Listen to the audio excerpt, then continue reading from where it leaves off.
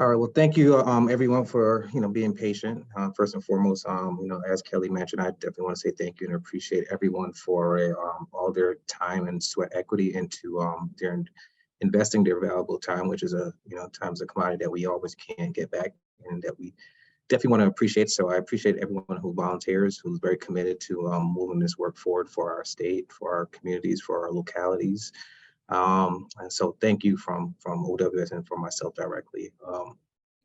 So we have a full pack agenda. A lot of things we'll be discussing today. For anyone who doesn't know, my name is Anthony Barrett, who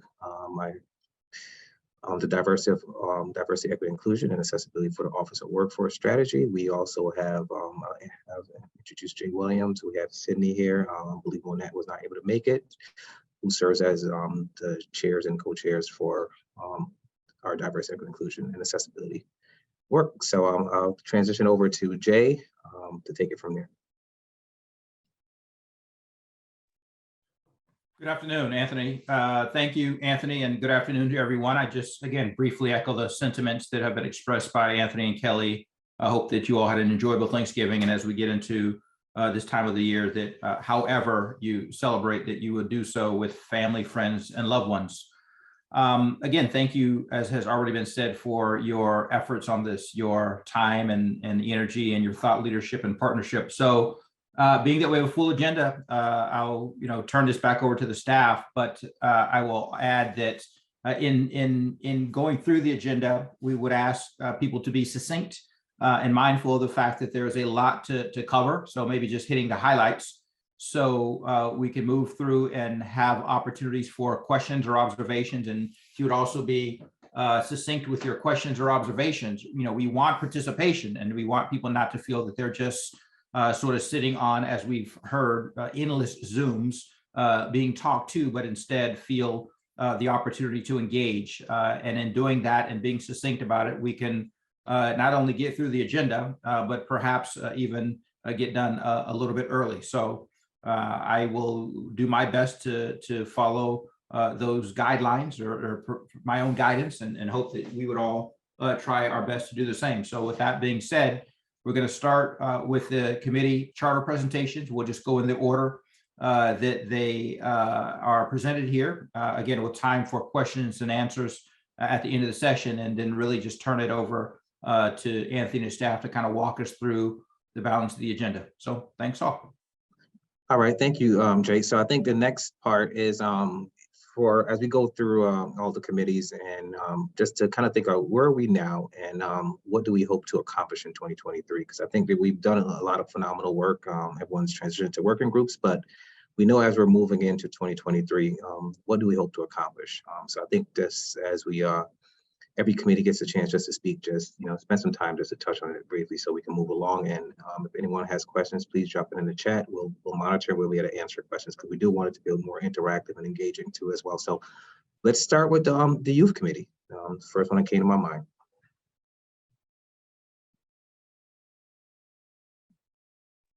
Thank you, Anthony. I think that's me, Mimi Haley. Nice to see you all. Hope everybody had a great holiday too. I am just getting back from a vacation, so I am feeling pretty good, I gotta say. But before I left, our committee did a great job. We have a very lively discussions, robust, discussions about all things related to, improving outcomes for primarily, disconnected or opportunity youth.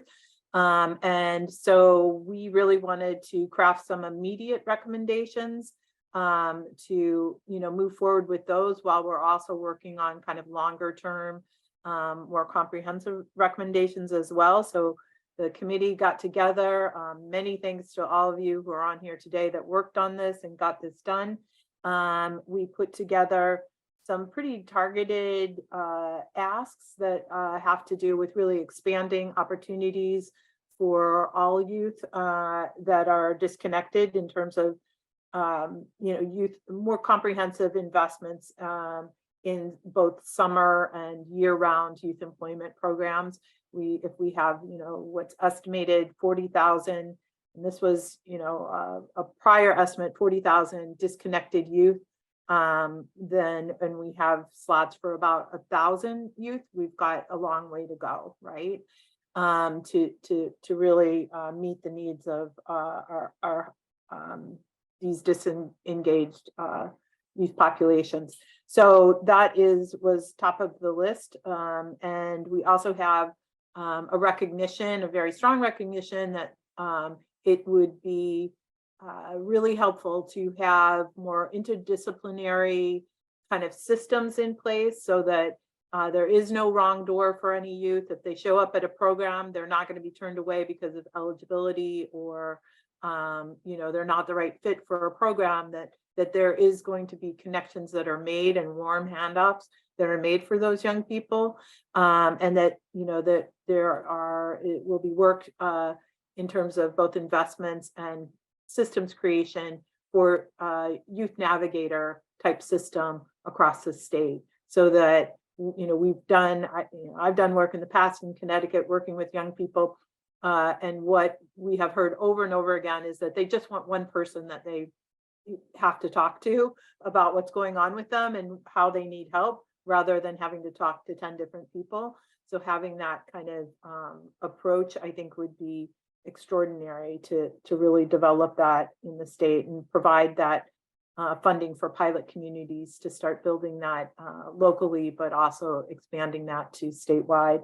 And the last focus area was mental health. And there is a lot of statistics. We have this available. We're going to be kind of reformatting this a little bit and sharing it with folks, but that the rates of suicidality and what's been happening with our young people prior to pandemic was extremely alarming. The Surgeon General has put out a report in December 2021 that really I think points to this. And my organization, the National Youth Employment Coalition, did a national survey of the preparedness of youth employment programs to really meet that challenge of the youth mental health crisis that we're having. And we know that they need more help. There's more training that's needed. There's more connections with other mental health providers. And so this we crafted with the Young Adult Services ask around really strengthening both the DMIS and DCF supports around mental health and making sure that the youth employment programs that are out there have both the training, ability to screen, connect, and refer young people. So our next steps, what we hope to accomplish in 2023 is all of the above. But we also hope to really come out with a more comprehensive set of recommendations and a recognition that, the WIOA funded youth programs need to, be connected to those other community partners and state partners so that we're working in a system and that we have both local ecosystems and statewide ecosystems that are designed through the eyes of young people and empowering young people to give us feedback and, take their lead, acknowledge their ability to kind of lead in helping to craft those systems and to have, consistent feedback to see, is it working or is it not? And I'll leave you sort of the last thing is that, in order to really, our mission is really from the committee is to, not have disconnected young people, have them connected to something. And if we have 40,000 plus young people who are disconnected, how are we going to do that if we don't know who they are? So how are we going to know who they are? Hopefully be proactive in, identifying those that are at risk of being disconnected and then having systems in place for those connections before they become disconnected.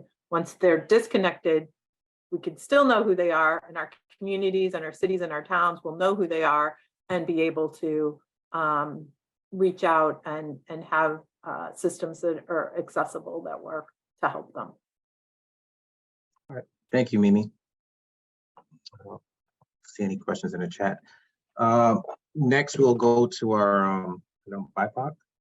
I'm not sure if Genevieve is here or not, or. Oh, I'm here. Oh, Hi, good afternoon, Anthony and everyone. I'll try to be really brief because I think there are quite a number of committees to report out. For the BIPOC committee, we've been working primarily on 2 goals, and we really have high expectations to even the long-term goal to get a lot of traction on that in 2023.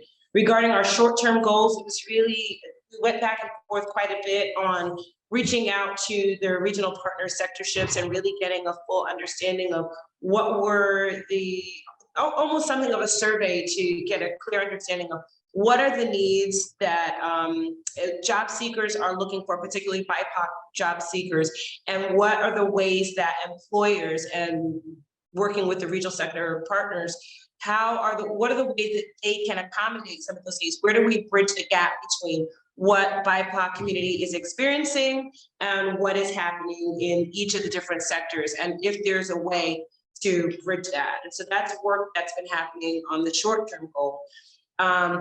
Regarding our long-term goal, we're looking to continue a project on employer accountability and recognition of work that employers are doing toward inclusion and diversity and equity. Right now, we're at the place of looking to potentially bring on a facilitator of sorts to help us build out the framework. What this looks like is recognizing what are the challenges that employers have in moving toward having a more equitable workspace. And then in addition to recognizing those challenges, how can we highlight and celebrate organizations and companies that have been moving forward? It's not exactly accountability, but what we do hope to do, and I've termed it my own words, is something of a green book for the BIPOC community. If you don't know what the green book is, but that would be how you know when you're traveling back when things were much less unkind, how you would know where to stop. What would be a place that would allow, for example, a Black person to stop, use the bathroom? Where could you go and eat? And so this would be something akin to that, a green book for the BIPOC population in terms of employers. Who is making strides toward being equitable and fair? Who is working to retain and recruit the BIPOC population in their workforce? And so we're working pretty feverishly to assure that we've got a framework that makes sense for employers. So this isn't just based on their sheer will, but that this would make economic sense for them to be more inclusive. So that's really the work that we've been doing on the BIPOC committee. Thank you, Genevieve. All right, I think definitely some wonderful work being done, and I look forward to seeing where all this work goes in 2023. Next, Alan, give us an update on, I'm sorry, not Alan, Lesbia will give us an update on Veterans Affairs and some of the work that's being done part of the Veterans Subcommittee. Yes, good afternoon, and echoing the sentiment of a happy holidays to everyone. Hopefully had a great Thanksgiving as well. It's been quite a busy year. I can't believe it's been over a year that we all been chipping away at this process here and continue to really honor the work. Just as a side note, I will be looking, and Anthony, I'll talk with you offline to be able to have someone else appointed as a chair for the subcommittee, but we can talk about that further. 3 areas that we continue to kind of highlight and work on it, and one is the work that's being done at the local level by the veteran service municipality reps and really maximizing what they're doing and accessibility to veterans at that local level. And one of the ways that we're doing that is looking at the towns and their landing pages related to veteran services and really highlighting on their specific links to be able to expedite getting veterans connected to the specific needs that they might have and the services that they may need as well. Included on there, such as the American Job Center Department of Labor, because we feel that the first line of defense overall is at the local level. So we've really been honing upon that. The other area that during this past year that we're a little focus on is looking at the universities at the Veterans Oasis Centers. I had the honor and privilege to go out and actually visit one myself. That's kind of like a model one. It's a Douglas Community College, and how they're doing that and how can that be modeled across the state as well. And kind of looking at, streamlining as a pipeline, especially, veterans, how they're being served in universities and colleges into the workforce. So that's an area that we'll continue to work upon and being able to spread that model across the state.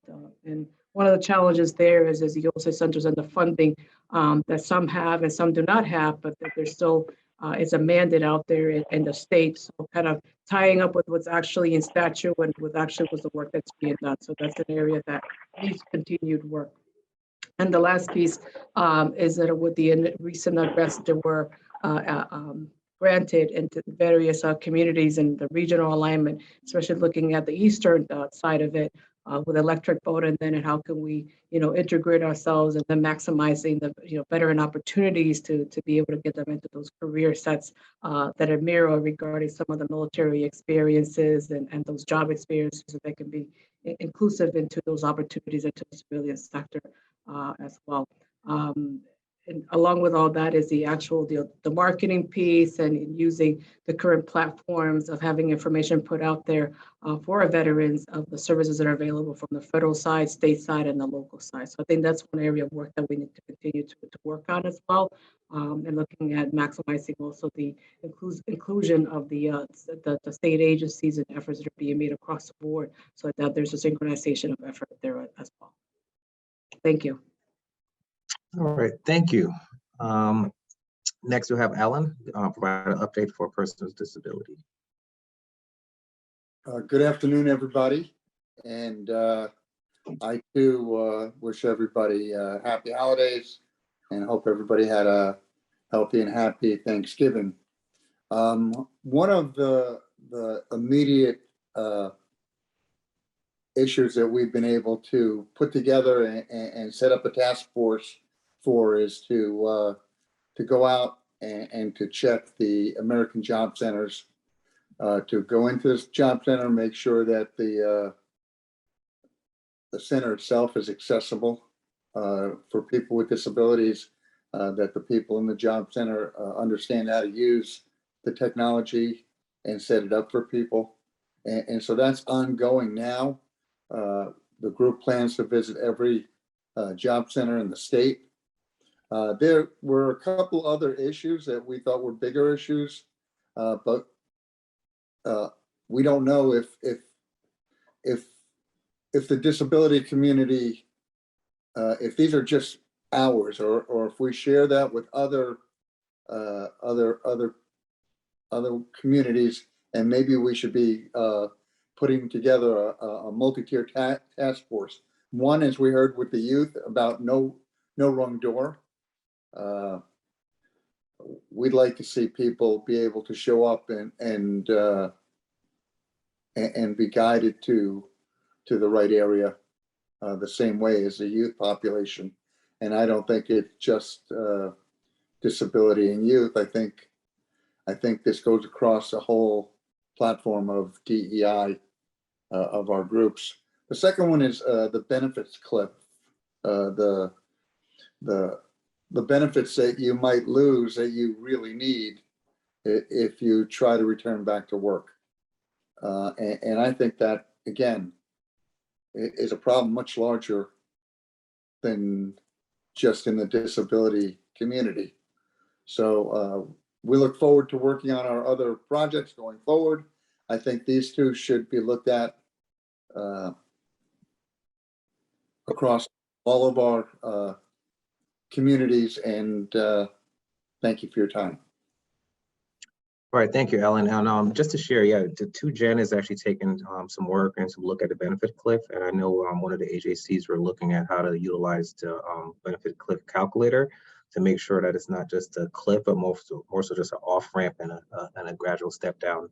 So there's some work that we're undertaking to make sure that we are not just having individuals fall off, but making sure that it's a gradual step down and progression versus just a fall off the cliff. So lot of good positive work that probably will be yielded in 2023. So yes, you're absolutely right. That is a critical component that does cross all populations and so forth. So thank you on that.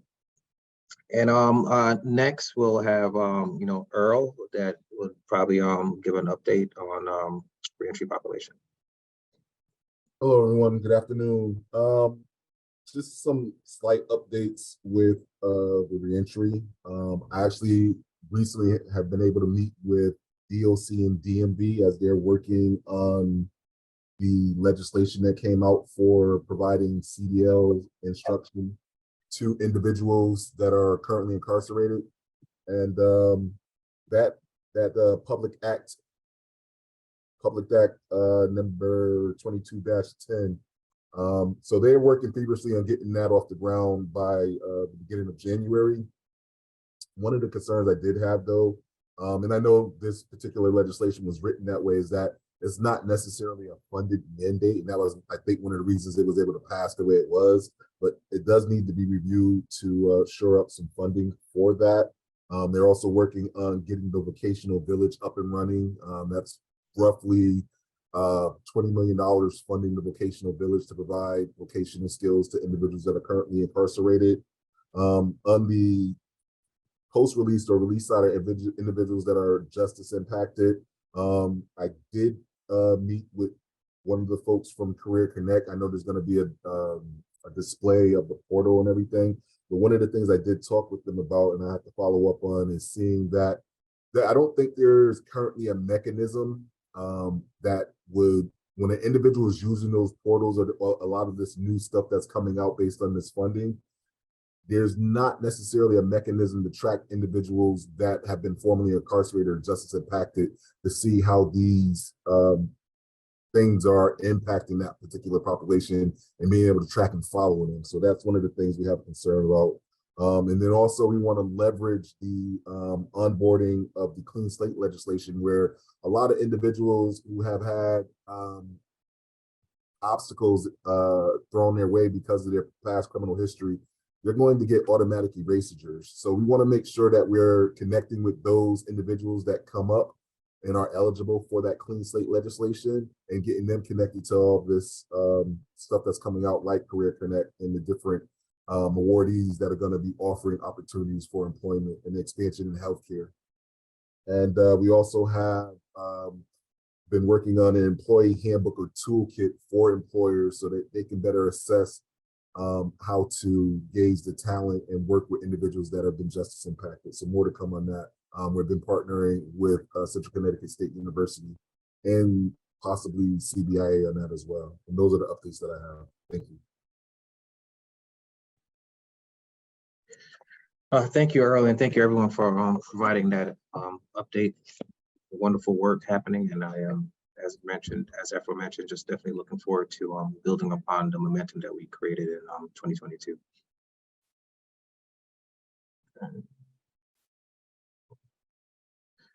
All right, next we'll do some DEIA update. So I think the first part we'll do is an update on transportation. I know you heard from the other 5 committees, but as mentioned at our last meeting, we also have a lot of work being done by the transportation, which is supported and previously chaired by Cindy and Monette. So we have Billy Wong from our team that's going to probably speak on some of the work that we're doing and some of our landscape analysis that we've done as it relates to transportation. Thanks, Anthony. And hi, everyone. Good to see all of you today. I'm Billy Wong, a governor's fellow with OWS. One project that OWS is beginning to work on related to accessibility is our work with the Office of Early Childhood's 2Gen initiative, which is a holistic approach that seeks to create supportive services and programs for both caregivers and children, hence 2 generations. Our work with 2Gen intersects particularly at the areas of training and education, where we're now exploring the development of programs that will assist trainees in Career Connect to be able to access their education and jobs transportation-wise. We know that there are transportation deserts in Connecticut, particularly outside the Hartford, New Haven, and Fairfield County regions. In line with these ideas of transit-oriented development, we're exploring ways of supplementing transportation access. Some models that we're currently exploring include, but are not limited to, car donations, loans, and repair programs, where individuals can have ready access to cars to get to both their training and their jobs thereafter. We're currently in the program design, modeling, and stakeholder engagement phase, where we're identifying what types of programs we want to develop with a special consideration for folks who encounter high barriers to traditionally accessing transportation. So in summary, OWS and OEC's 2Gen teams are first developing a program to assist job seekers in obtaining their own cars through either a loan or a donation towards reducing barriers to employment, crafting a selection criteria for those job seekers that live in transportation poor areas of the state and who traditionally face accessibility barriers, and with the continued input and insights of the transportation subcommittee here. Back to you, Anthony. All right, thank you, Billy. Great work, thank you, Billy. All right, got to slide over. All right, next, I'll provide just a little bit of recommendation that came forth from one of our committees. So the youth committee have been, as mentioned by Mimi, have been very focused on supporting disconnected youth. As mentioned, I think by Results for America, about 40,000 plus disconnected youth in the state of Connecticut estimated, and probably even growing. So they've really looked at how can they really get behind supporting disconnected youth. We obviously recognize that mental health has been on the uptake since pandemic and so forth. So looking at putting forth some legislative recommendations around increasing mental health supports for disconnected youth, and really analyzing where there's opportunities to build those into programs and so forth to help support that particular population. Secondly, putting forth a career navigator pilot program that was developed by Capital Workforce Partners along with the city of Hartford, and I believe it was a United Way or some other in another organization out of East Hartford, I believe it is, around really supporting those career navigating exploratory supports in place. So putting forth some recommendations to help expand and see how we can build those kind of programs in to make sure we're really tackling disconnected youth. And then lastly, which I think is something that I've been personally very passionate about, is summer youth employment. And that's a program that could be offered all year round, but it tends to be offered very large in numbers in the summertime. But I think that's something that we're looking to expand at. One of the challenges with those particular areas, it is always a large waiting list. So we're looking to probably eventually put forth some recommendations to seek additional funding support so we can offer that year round, and then also get a lot of those young people that are off the waiting list, because it's no young people should be on any waiting list. It should definitely have resources. So if it's pre-apprenticeship, and then apprenticeship programs, and then identifying employers that really want to give those young people those first true experiences of realizing what the workplace looks like, feels like, and also making sure that they have a sense of belonging in these career pathways and trajectories. So so we're working very hard to put that all together in a legislative kind of proposal and process to make sure we can see what could stand to help support that particular work. Okay, next. All right. Next, I would like to transition from that and say, like, what are we doing now? So as you know, we built up our Career Connect program, heavily focused on targeting diverse populations and vulnerable populations, underserved populations. And there's a lot of cross-sectionality, but we know that we need to make sure individuals see themselves in these opportunities. So as you see, we're really ramping up our you see marketing, branding, and engagement, because I think that's really what we're focused on, is making sure that we're very marketing Career Connect, but then also how do we brand to make sure people have a real connectivity to the work that OWS is doing, Career Connect is doing, and a lot of the work that the Office of the Governor is supporting. So with Career Connect, as you probably can see right there, there's diversity in just in that image by itself on the screen, career opportunities in Connecticut, that kind of speaks for itself. And we also making sure that it's bilingual. Ideally, we'd love to be able to have it in other languages as well, but right now it's currently in English and Spanish, to make sure that there's representation and people see themselves in these opportunities and so forth. And lastly, this is a shameless plug, because you're only able to keep up with stuff that we're doing. It wouldn't be marketing, branding, and engagement if we weren't looking to engage our audience and individuals that's on this meeting today, but I'm gonna do like what they do with like social media influencers do. Follow us on social, because we definitely want everyone to be able to keep up with a lot of the work that we're going to be doing and putting forth on all our social media channels and handles. And the next phase, which we're very happy to kick off, because you know, as you know, the portals is live and ready to go. So you're going to be seeing a lot of ramped up marketing and media buys. That's really going to be promoting Career Connect, and a lot of these opportunities that will drive to your workforce boards and support a lot of the CBOs that will be you know, helping us, you know, train close to 6,000 individuals in the next few years. So very excited times. So but yep, follow our channels if you haven't done it. Fill out your phone, follow us, make sure that you stay very connected, because I think it's very critical how we'll start sharing resources and knowledge on our digital platforms and so forth. All right. And then I think for next, we're gonna transition to some of our other strategic initiatives that we're undertaking, and go to the next slide. So I'll call it over to my colleague, Tracy Ariel, who's the Career Connect Program Manager. All right, thank you, Anthony. So welcome everybody. Here's a little bit of what OWS is doing. Let me introduce myself. I am Tracy Ariel. I'm relatively new with OWS as the program director for Career Connect and now Good Jobs Challenge.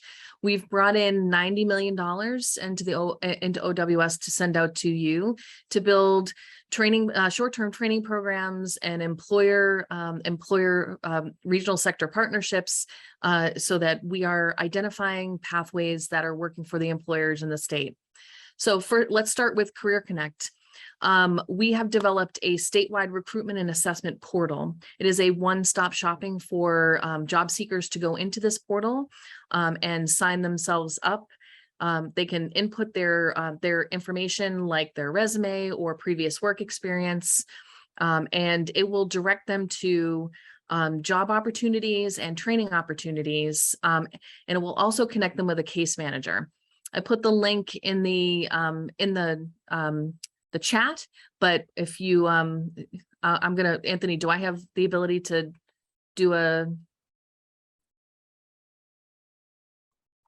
share the screen and then open and do Yeah, probably ask that to Laura. Laura is the technical person on the team. You do, Tracy. I don't know if Anthony may have to lower his screen first, but Okay. you have the power. I have the power. I know. All right, I'll stop sharing. Oh, that's a lot of Tracy. Hold on one second. So let me pull up my.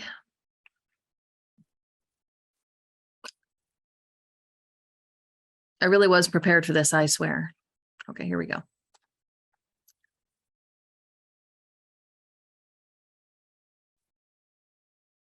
Here we go. Can you see my screen? Yes, okay. All right, so like I said, I put the link in the chat box. I'll take you through a quick, there's a sign-in page. Let's start here. So the link will bring you to this page here. I'm gonna move you all over here. It talks a little bit about the program itself. It's an opportunity for job seekers. And then you click on Start on your Career Connect path, and it will bring you to the screens in order to sign up. It will ask you to set up a, oh, no, that's not letting me there. There we go. It will ask you to put in your email address, set up a password, and then it will automatically start this process, since I've already done this. And I didn't think you guys wanted to see me put in all my information. And I did hear at the beginning of this, you were hoping to get out a little early, so I won't make this any longer than it needs to be.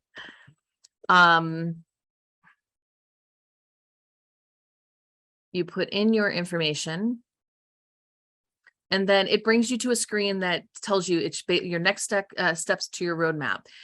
There is a skills inventory, a basic assessment. It's 16 questions. And the purpose of this is really to assess job seekers where they are right now. So If there are any deficiencies in math or English or reading, these things will be identified here. And then they'll automatically be given to their case manager to help them go into programs that will help them build up their skills to be able to get through this. We know that in training programs that people that come in with deficiencies are less likely to complete. And we want to make sure that we address those at the onset. We want people, when they enter a training program, to be successful from the onset. So the person comes in, they take the skills inventory. You're welcome to go into the portal and go ahead and take that yourself. I'm going to skip that step because you don't want to see me take the test, but I'll bring you to see all steps. So you'll take the skills inventory. You will select one of Connecticut's in-demand career paths, explore training, or start applying for jobs that you're interested in. In the career paths, I had already selected for myself manufacturing, but I didn't put in a resume, so it gave me a few, or maybe I didn't. I didn't select manufacturing. I didn't select anything. So it gave me a few jobs that might be interesting to me. Let's say select my career path. Congratulations, you've been updated, confirm. And then it will tell me, these are all my, here's my skills gaps for that don't come because I didn't share any information. And then there's learning opportunities. You explore learning. And it brings you to a 4-week free program, a customer service and sales certificate. Let me view course. No, thanks. And then it talks about the curriculum. It's the Rise Up program. And ta-da. So obviously there's a lot of pathways. So we have, and I'm gonna, Anthony, if you wanna, well, let me take a quick look for my learning, browse learning, see if there's anything else in here, just that one for that. So there are already, right now there's manufacturing, obviously some sales representative training classes. There are IT classes as well as CDL classes are already running. So depending on what information you put in here, that's what you will, that's what it will bring you to. I'm going to stop sharing. Anthony, if you want to bring back the PowerPoint. So the purpose of, obviously the purpose of this is to have persons be able to go into the portal. If they decide not to go through skills training and they say, hey, I want to go directly to a job, then they'll click on, apply directly for a job. And we have, we are now right now using Career Builder and Indeed, and it's taking open job openings right now from there, and people can apply directly from the portal to those jobs. So it's really intended as a one-stop shop. Right now, all of the $70 million towards Career Connect, we've developed 19 programs, or 19 programs have been developed by our workforce boards and our community-based organizations to make sure that there are short-term training programs in high-demand fields. All of them, if they haven't already started training programs, will be starting in January. And the intention is really to engage statewide people that might be in Bridgeport but want to be involved in a training in Hartford can do so, and vice versa. So it's intended really for statewide collaboration of all of our training partners. Again, it's focused on in-demand occupations and industries. And there is state bonding as well that we are working to integrate to be able to do things like pay for the remediation training or other supportive services that participants may need to make sure that they are successful in completing these programs. Are there any questions about that? I know I did that pretty quickly. Anthony, do you see any questions? I was looking, I think Earl had a question earlier. I see a few hands. So let's start with Lisa and then go to Liz.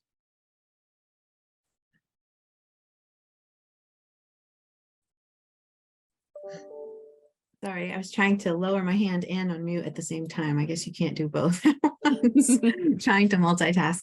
Thank you so much. It's really exciting to see all this information coming together in one place. And my question is kind of like from a systems perspective, but also toward the future of how things are going to go as, more stuff comes online and, more dollars hopefully come into the state from various federal and other sources. So it looks like the Career Connect right now is kind of giving an inventory of everything that's available through the ARPA funded programs. And I thought that there was some architecture built in to also connect to like existing programs like WIOA funded programs or the eligible training providers list and things like that. And there's so much variation in terms of private funding as well, like foundation funded programs at the local level. I just wanted to kind of put a pin in that and see if, like what the plans are to kind of integrate that to make it more user friendly. And then the second thing I wanted to just, again, draw our attention to as a system is that in the past and currently with state and federally funded workforce programs, in particular WIOA, the focus, the language, the instruments are first and foremost in screening people on identifying barriers. And we're using the term deficiency in this model.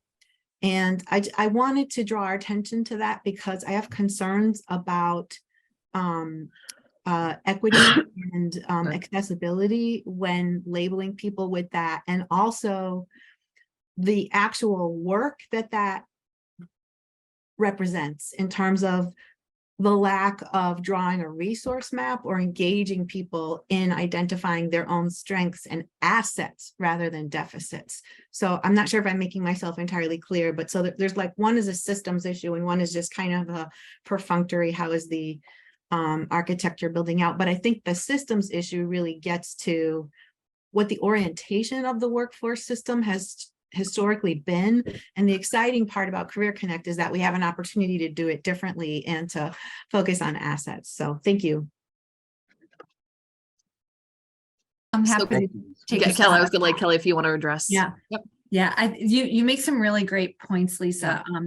We talk about the skills inventory is a opportunity to screen people for their skills and strengths, also identifying areas that need that they need support in to make sure that they're successful. So this inventory does not exclude them from jobs. It's just a tool that helps us understand where they might need additional supports and then being able to provide them those supports.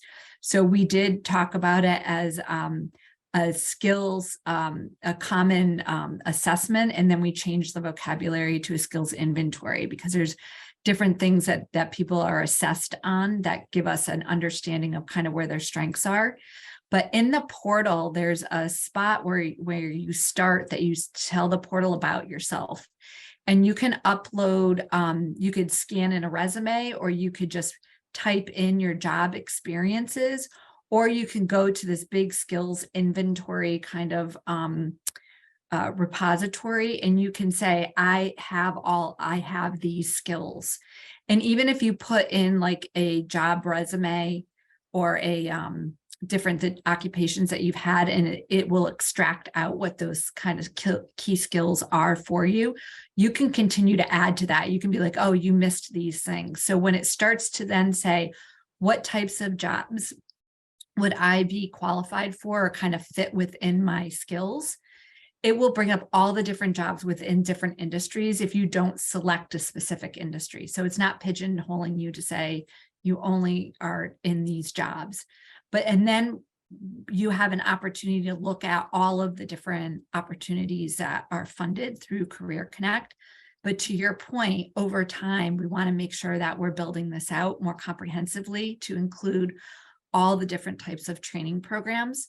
One of the limitations that we have with Career Connect is anyone who's going through a job training program that's funded with Career Connect dollars, there can't be anyone else in that program that is paying for that course. They could be funded through WIOA or SNAP or other types of funding opportunities, but we can't have a payer in with a non-payer, which I think is a good thing. You'll also see in the portal that there is a connection to a bunch of other programs that are outside of Career Connect. So Skills Matrix, Matrix Learning, CT State, there's a bunch of them, and we're going to continue to add to those. We're also working with employers, like we had a conversation, a meeting this week with a healthcare provider that says, we're doing a lot of entry-level training in-house, but we're having a hard time finding the people within our geographic region that we want to be employed here. So we're going to be able to partner with them and say, okay, here's people from your region that comes through the portal who express interest in healthcare. All of those people will go through a 1 or 2 week boot camp to help them understand what types of jobs that they're interested in healthcare. And then we can push those people over to that healthcare provider who's saying, I'm going to hire them as an employee and then put them in my training program. So we're now being able to leverage an independent organization who's going to hire them and do the training with the upfront kind of portions and supports that we're providing people. So a real great opportunity here for this to expand. And then one other point is, as they come into the portal, the other thing that they're required to do is sign up for within CT Hires. And once they sign up in there, then their case manager, their career coach will fill in the rest, but we're collecting 75 bits of data. So are you re-entry, opportunity youth, veteran, like all those different statuses, along with a lot of other information, then we'll be able to be running really in-depth reports to understand who went into the programs, who's completing them, what jobs are they getting, how much money are they making, and what are their wage growths over time. And are they staying in those occupations or moving into different industry sectors outside of what they did with training? So we'll really be able to comprehensively understand what's happening with people once they, and who they are once they engage in this process.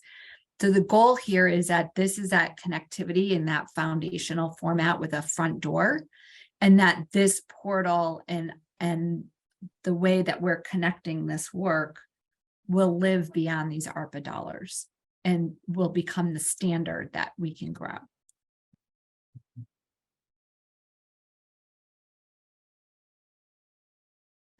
So Thank you, did I Kelly. address all of the questions you had? I think you had multiple there. Yeah. Okay, great. I think Liz had a question. Did she? Yeah, a lot of my questions actually were answered because Lisa raised some similar questions. And then some were answered in the chat. But I think one just clarifying question around the career coach. The career coach is also the Career Connect funded programs from the Career Connect funded programs, or who are the career coaches, and sort of how are they connected to the resources needed for people that might be applying? That's a great question. So when people come into the portal, if they will get connected to an American Job Center. So the career coaches will sit at the American Job Centers. And so not only will they be connected to Career Connect opportunities, but if there is other opportunities and funding sources that better meet their needs, we're going to be braiding all of those sources together. So the investment here will be scaled up by braiding other funding sources together to support people in the most comprehensive way that we can. Thank you. You're welcome. And we'll be doing trainings with the American Job Center staffers as well. So it's kind of like, making sure that everyone at all levels of the system are working together and collaborating. Same with like our community-based organizations. So a little more than 50% of the funding went to 14 community-based organizations. And we're really excited about this because this is the opportunity for those organizations that are boots on the ground in neighborhoods and do really amazing work, have funding in many cases that far exceeds any funding that they've had historically. And then we're going to be working with all of our grantees to ensure that they develop relationships between each other so that we know that if someone comes and I'm servicing them from my community-based organization and I identify that there's a need that they have that is better served maybe in another organization, that I can do that connectivity and that warm handoff, and kind of when it's appropriate, stay involved and kind of like help that person go through the process without kind of getting those gaps and thrown around where someone says, oh, you really should go talk to this organization over there, not doing that, but saying, bringing them to that organization and then collaborating around the best way to service that person. And these, we're going to be doing a lot of opportunities for networking amongst our grantees so that we can build out those lasting relationships beyond these dollars.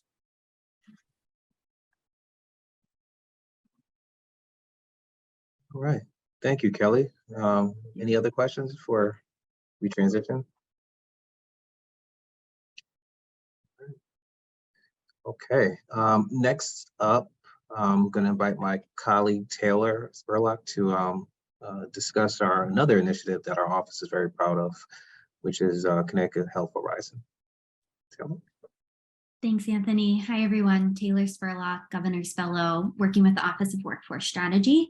And yes, I'm going to talk about CT Health Horizons first. I'll start by kind of providing some context on what the current landscape is and why this program is important.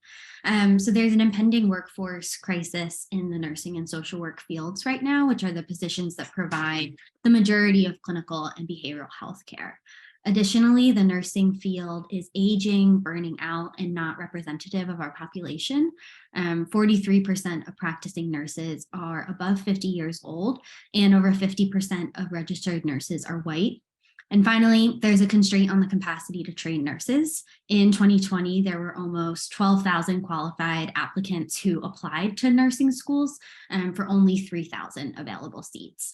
And so to address these issues, OWS, in collaboration with higher education systems and other state agencies, were charged by Special Act 22-9 to develop an initiative to address state's healthcare workforce shortage, including behavioral health, in a way that's equitable, accessible, and diversifies the workforce. And so what we're doing, OWS, in collaboration with Connecticut state colleges and universities, applied for and was awarded $35 million to address the shortage in the workforce through the CT Health Horizons project, with CSCU serving as the fiscal sponsor. This project has 3 goals. The first is to increase the diversity of students entering nursing and behavioral health education, and therefore diversify the workforce. The second is to address the bottleneck in generating more nursing and behavioral health graduates by expanding faculty levels and capacity, ultimately expanding number of seats for students across Connecticut's educational institutions. And third is to support innovative and accelerated education programs in partnership with industry. And so with those 3 goals, we also have 3 ways that we are awarding funding to nonprofit colleges and university applicants to achieve those 3 goals. And so we are providing tuition assistance to support low-income and minority students to enter accelerated and cost-effective programs. We're also providing funding for applicants to increase the amount of faculty to expand their seat capacity and train an influx of students. And finally, to support innovative programs that promote partnership between healthcare employers and higher education to facilitate and smoothen and create greater education and career pathways. And this innovation piece is really, really critical. If our goal is to train Connecticut's workforce, it's really important that we're putting this in place so that Connecticut employers and education feel that responsibility to engage students, to keep them in state after graduation. And through this project, we're creating sustainable strategies and programs and mechanisms of training and recruitment that will continue on long past this program. And in terms of kind of a status update, where we are now in this project, all applications have been submitted and are currently in the final stages of review by the CSCU, CCIC, and UConn systems. We are prioritizing impact on seat expansion and diversification of schools and the workforce.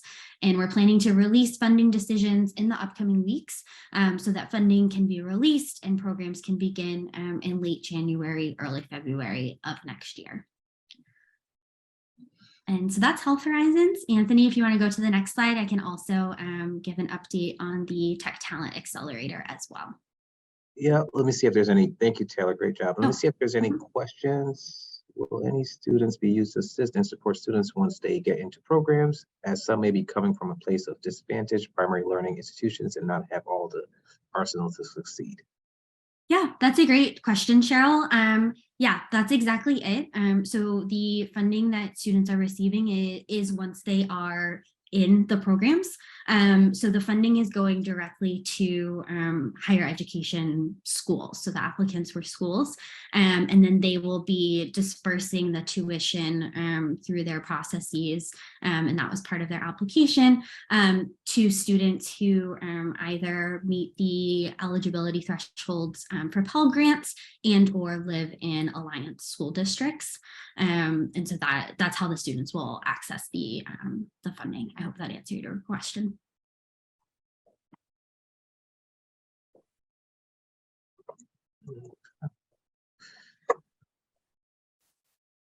Great. And then, so also, I'm going to talk a little bit about the Tech Talent Accelerator as well. This program is a really strong example, and I think really a beacon of the power and deep impact that's possible through collaboration across business, higher education, and state agencies.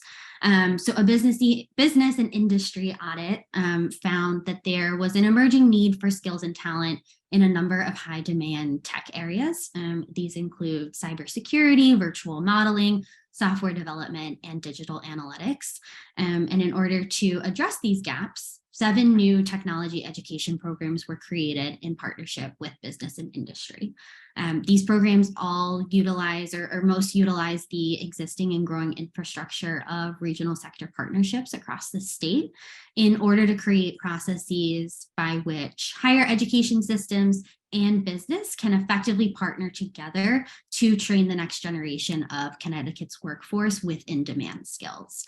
And through the Tech Talent Accelerator and these 7 programs that you can see on the slide, not only are we addressing the immediate workforce needs, but we're also really building infrastructure in a systematic way to ensure that we can continue to keep current with the changing needs of businesses moving forward and be responsive to the training that we are providing across the state.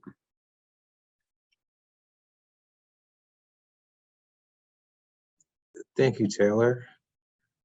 Any questions, anyone? Okay. So I think we were able to hold on, move the slide. I think we're able to, first of all, just thank you, everyone. I think we're able to I'll stop screen sharing. I think we're able to get through that and have a little bit of extra time. So if there's any Q&A still that needs to, I think this is a great time just to, while you have all of us here, just to answer any additional questions and so forth before we I turn it over to Jay to close us out.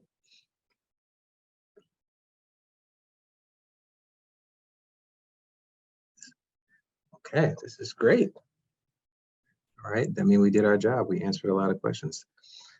All right, Jay or Cindy, or if anyone would like to leave some, some closing remarks before we transition. I'll defer to Cindy first. Cindy, did you want to say anything? No, I was just really pleased. I thought all the presentations were great, and I was really excited to hear about what OWS and the 2Gen organizations are doing in relationship to transportation, because Anthony, we've talked about, and Jay, there's a lot of work that's being done. It's really trying to coordinate it, so there's not duplicate, but helping really kind of streamline it. So I was really excited about that update for sure.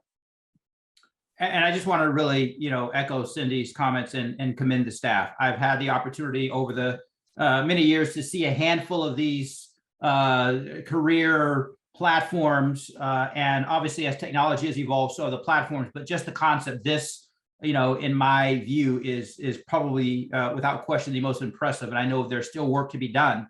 So I remember, years ago when I got here, 5 years ago, 4 years ago, sort of the concept of this and the system that existed, and now to see the system where it is now, I think really puts Connecticut ahead of many of its peers across the country, and that's in no short testament to those who have been behind it technologically, but those of you who have contributed to this in a variety of ways. So it's quite an impressive platform, and it makes me more optimistic about the prospect of putting people to work in high demand jobs in a state that has a lot of assets, but some significant challenges, and particularly challenges as it relates to our communities of color. So this notion of equity and inclusivity and diversity being woven through this, not as an afterthought, as an add-on, but as a part of really the creation of this from beginning to execution, and then even after. So thank you all for the presentations. Thank you all for the questions and the comments and the observations. And we were able to get through that in a way that gets us out here a little early. So with that being said, Anthony, your leadership and the staff, all of you, who have just been involved in this, I am appreciative and look forward to the ongoing success here. All right, thank you. And Kelly also dropped in the chat that we'll be having a press conference on the portal on December 12th, and also the marketing initiatives too as well. All right, well, thank you all, and you guys have a great rest of your evening. Stay well. Bye. Thank you, everyone. Happy holidays.